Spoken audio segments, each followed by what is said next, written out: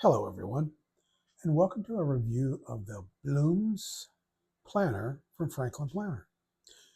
You can see this is a mid-year planner beginning in July and running through till the next June. And we'll take a quick look at this.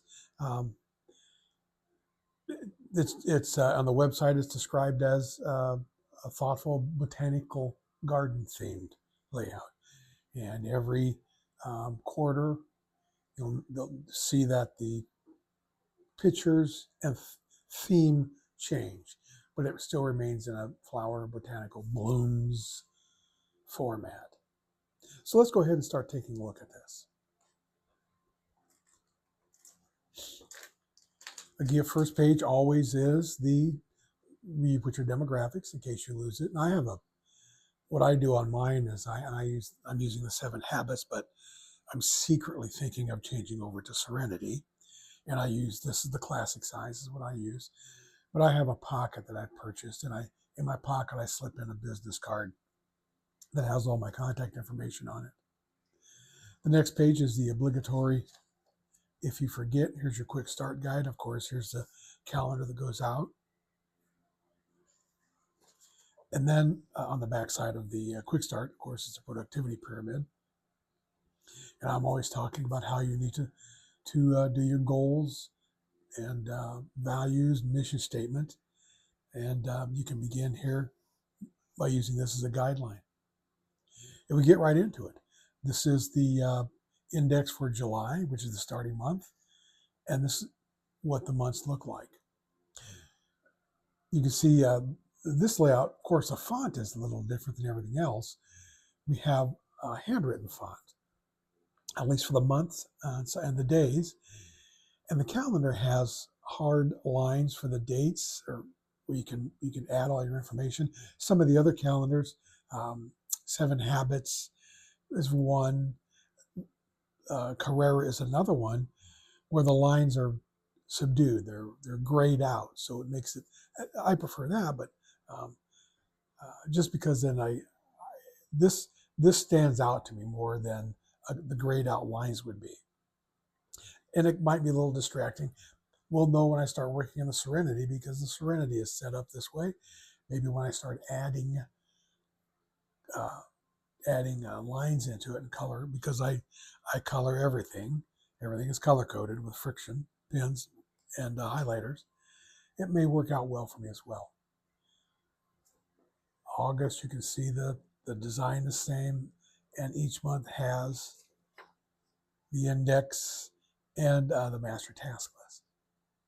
And then you can see where the months change, colors change, they change design.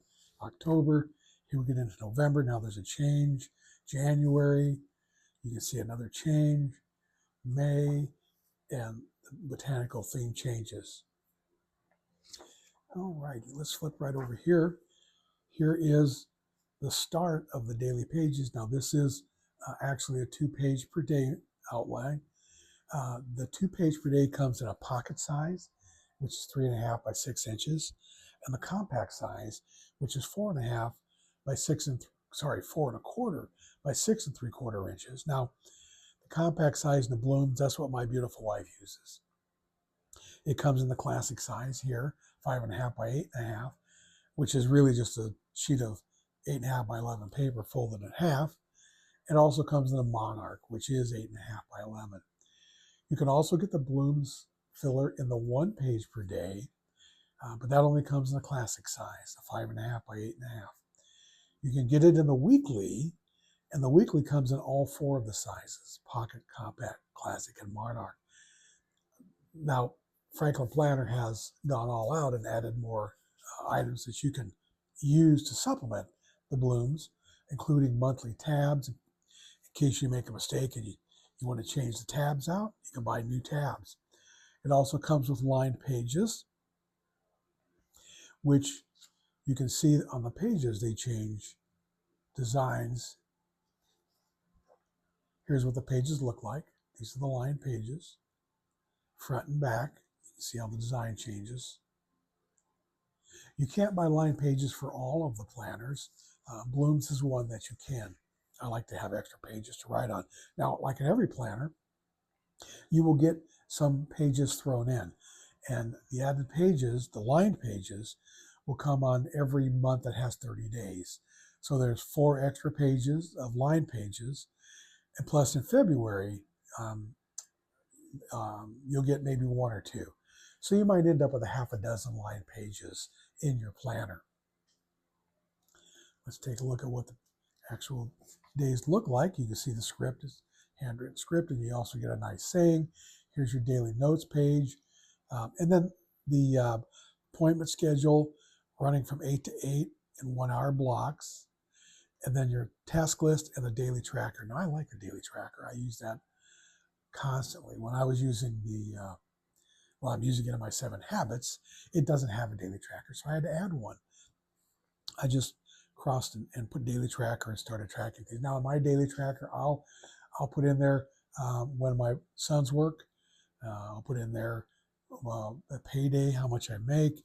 I'll put in there, I do draw some retirement funds. I'll put that in there. Bills, anything special, birthdays, things like that. I'll drop that in here. So as we go forward here, you see the script looks real nice, and the format is the same as we go through every quarter. It doesn't change, but it has the botanical theme, which is, I like that. One other thing I noticed about this is that when you look at the calendars, you'll see that the day is bolded out. So today is the 13th. On that calendar is bolded. That doesn't happen in any other planner. We get into another season. Here's October. You can see how the colors change a little bit, how the pattern changes. But again, the design and the format is still the same. I like the numbers are big. You can easily see them.